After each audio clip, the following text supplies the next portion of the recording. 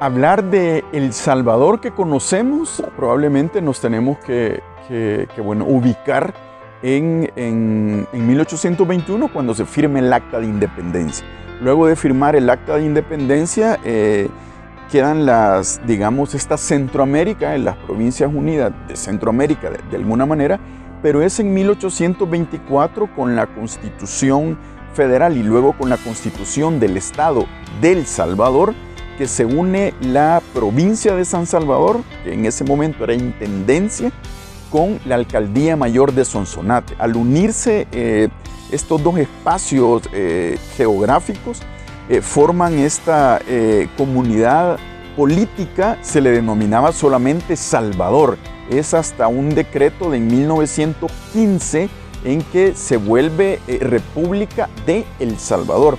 Pero es a partir, como le decía, de 1824 que se conoce por lo menos el territorio geopolítico y que conocemos administrativamente como El Salvador.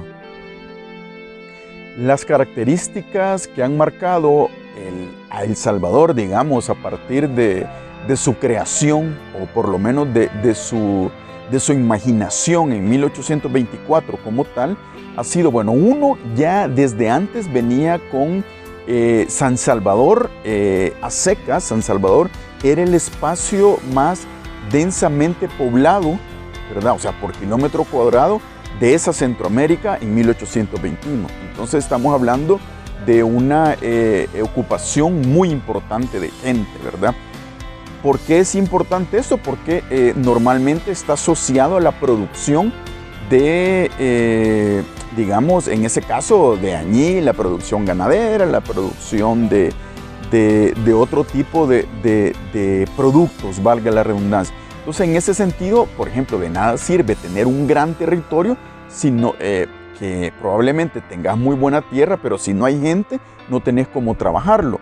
El Salvador prácticamente, como les decía, se desprende el oriente guatemalteco, que era la provincia de San Salvador, y la Alcaldía Mayor de Sonsonate se desprende de Guatemala y conforman El Salvador, ¿verdad? Pudiera haber sido más pequeño, unos hubieran podido decir, solo quedamos San Salvador como un país y Sonsonate como un país. Ese Sonsonate de la Alcaldía Mayor de Sonsonate, estamos hablando de los departamentos actuales de Sonsonate y de Ahuachapán.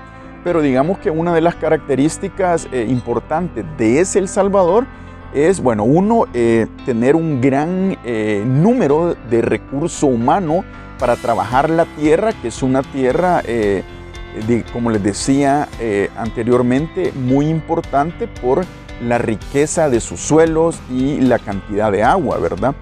Eso es algo que se pudo ver luego en los años subsiguientes, ¿verdad? Con las producciones de añil, todavía después del 24, en 1824, obviamente, y luego con el café. El café nace en África, de África salta a Turquía, de Turquía llega a Italia, Italia se expande a España, Holanda, Francia, Portugal, y todas estas naciones lo llevan alrededor del mundo a muchas de sus colonias. Una de las colonias de Francia es las Islas de Borbón. Entonces, en las Islas de Borbón, supuestamente, de acuerdo a lo que la historia menciona, estaban estas cepas, que estas cepas son las que llegan a El Salvador a través de la amistad que tenía Gerardo Barrios con la corona francesa. Si recordamos, la marcha de Gerardo Barrios, pues lo mencionan los historiadores, fue obsequiada por la reina o la corona francesa en su momento a Gerardo Barrios, porque él tenía una cercanía bastante con la corona francesa. Entonces, de ahí es donde vienen estas cepas y son las que básicamente se siembran en El Salvador. De esa manera también tengo que hablar del pacamara. El pacamara es una variedad que la genera un genetista salvadoreño, Ángel Cabrera. Él fue galardonado por la Asamblea Legislativa y lo nominó también el padre del pacamara. El padre del pacamara genera esta variedad, que es una hibridación de pacas y maragogipe. Maragogipe es una variedad ancestral y tenemos el pacas, que es una mutación del borbón. Entonces este se une y genera un pacamara. Tenemos Apaneca y Lamatepec, denominación de origen. Tenemos el Bálsamo. Tenemos Alotepec. Tenemos, que es la zona norte. Tenemos la zona de San Vicente. Tenemos Cacahuatique y tenemos la zona de San Miguel. En mi opinión es un cultivo muy importante, pero no por las razones tradicionales de que es una gran exportación de nosotros, sino porque su solo manejo generó una influencia cultural y política y económica en nuestro país que sigue presente hasta el día de hoy. Y por otra parte, la cuestión, digamos, geoestratégica es que cuando se une Sonsonate y San Salvador, el puerto más cercano de la ciudad de Guatemala era Acajutla, y quien se queda con ese puerto es San Salvador, ¿verdad? No quiere decir que no existieran otros puertos en Guatemala, pero de alguna manera el puerto de Acajutla o el puerto de la Trinidad de Sonsonate había sido muy importante en la época colonial, por lo menos desde el siglo XVIII, y durante el siglo XIX fue muy importante. Bueno, El Salvador hoy en día tiene alrededor de 3 millones de personas que viven fuera, una diáspora importantísima. Cuando en el último censo de El Salvador somos alrededor de 6 millones de personas, resulta que 3 millones de personas están fuera.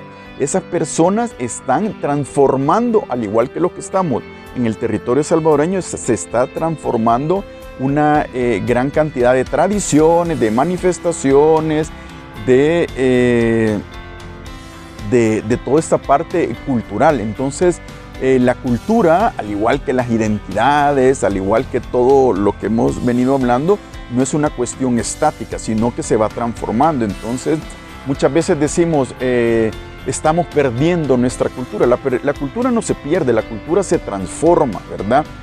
Todas las culturas se van transformando. No podemos encapsular una cultura y decir los indígenas del presente son los mismos indígenas del siglo XVI cuando llegaron los españoles. Eso es incorrecto. Eso sería estar esencializando a las culturas y no es así. O sea, todos los días vamos aprendiendo cosas nuevas, vamos desarrollando y en ese sentido también vamos cambiando las tradiciones y surgen nuevas tradiciones, las tradiciones inventadas, como dice Eric Hobsbawm, que estas tradiciones al final son importantes porque están enraizadas o arraigadas en la comunidad y es de respetarlas, ¿verdad? Yo creo que los personajes más representativos de una sociedad muchas veces son los que no se conocen, ¿verdad? Aquellas personas que día a día hacen y echan a andar una sociedad como la nuestra, ¿verdad? Aquellas personas que día a día se levantan para cultivar las tierras, para que todos nosotros tengamos, digamos, a la mano lo que nos vamos a comer y que son estos campesinos, los agricultores, esos creo que son, y agricultoras por supuesto, creo que son personas importantes del quehacer de toda una sociedad. Obviamente hay otras personalidades, digamos, conocidas en un ambiente mundial. Yo creería que tener un personaje como Óscar Arnulfo Romero, que es santo de la Iglesia Católica, santo por mártir, por odio a la fe, ¿verdad? Como mal no recuerdo qué es. En ese sentido creo que es un personaje mundial, ¿verdad? Esto en cuanto a, más que un personaje religioso, está arraigado a una persona que tiene que ver, que luchó por los derechos humanos de las personas más desposeídas de este país. En nombre de Dios, pues, y en nombre de este sufrido pueblo, cuyos lamentos suben hasta el cielo cada día más tumultuosos, les suplico, les ruego, les ordeno en nombre de Dios, cese la represión.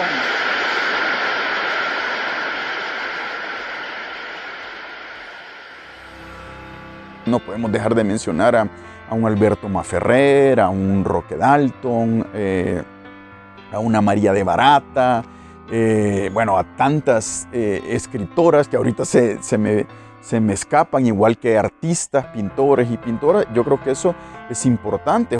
Hay personajes que son interesantísimos desde el punto de vista antropológico, ¿verdad? Hay uno que es deportista que aunque mucha gente no ve el lado negativo de esta persona, pero yo creo que desde el punto de vista antropológico es fascinante el caso del Mágico González, por ejemplo, ¿verdad? Que lo han estudiado varios historiadores, algunos colegas, que es interesante. Además es una figura, ¿verdad? Yo creo que en 200 años podemos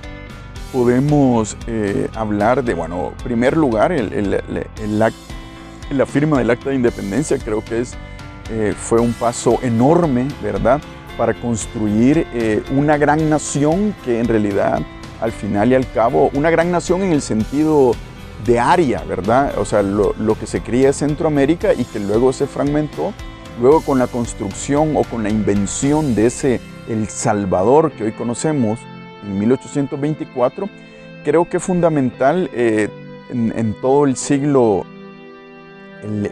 XIX, esa construcción del Estado Nacional Salvadoreño, que tiene un punto de quiebre, ¿verdad? De quiebre hacia 1932, con el alzamiento de campesinos e indígenas en el centro y el occidente de El Salvador, que termina con una mano dura por parte del Estado salvadoreño en una matanza. Y creo que en ese sentido, ese es una especie de parteaguas en la historiografía salvadoreña.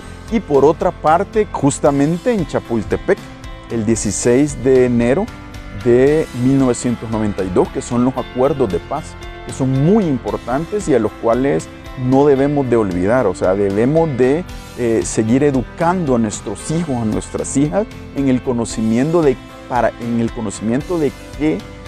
para qué sirvieron los acuerdos de paz y cómo esos acuerdos de paz tienen vigencia hoy en día, ¿verdad?, en nuestra democracia. A partir de los acuerdos de paz, los mismos acuerdos hacen a los alzados en armas, los delimita a ser un partido político, ¿verdad? Entonces, este partido político, lo interesante es que a través del voto democrático llega al poder, ¿verdad? Luego, lo demás, pues, es historia, lo conocemos.